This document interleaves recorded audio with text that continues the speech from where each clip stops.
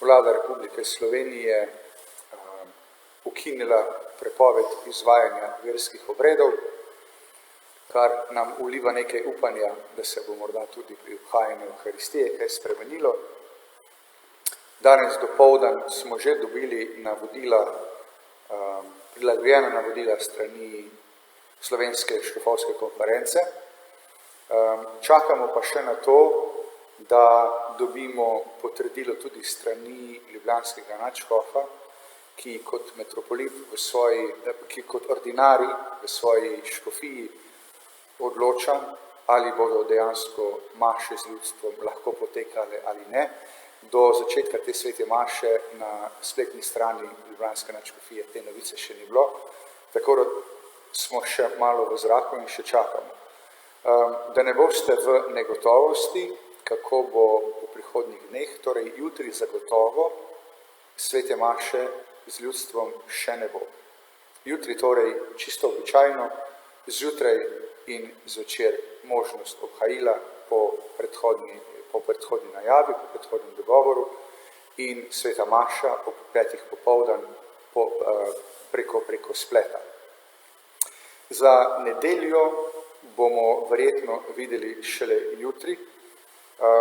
Tisti dejavnik, ki nekako najbolj zaposluje misli mene in patra Alberta in patra Ivona v tem trenutku, ko premišljujemo o organizaciji, je omejitev, ki jo daje tudi Vlada Republike Slovenije, namreč, da se v zaprtem prostoru lahko zbira toliko ljudi, koliko odgovarja navodilu, da ena oseba, ena družina ali eno gospodinjstvo pride na površino 30 kvadratnih metrov. To pri nas znese med 20 in 25 ljudi, družin ali gospodinjstev, kar glede na to, kar poznamo v naši župniji, res ni veliko. Tisto, čemer bi se patri radi za vsako ceno izognili, je predvsem to, da bi se ob zbiranju k sveti maši v cerkvi zbralo preveč ljudi, oziroma morda še težje, da bi morali nekoga pri vratih zavrniti, češ ne moreš vstopiti, ker je v cerkvi že preveč ljudi.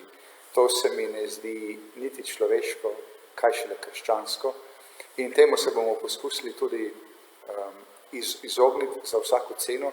Kako bomo pa v resnici speljali, vam pa v tem trenutku še ne znam povedati. Torej, naj velja zaenkrat.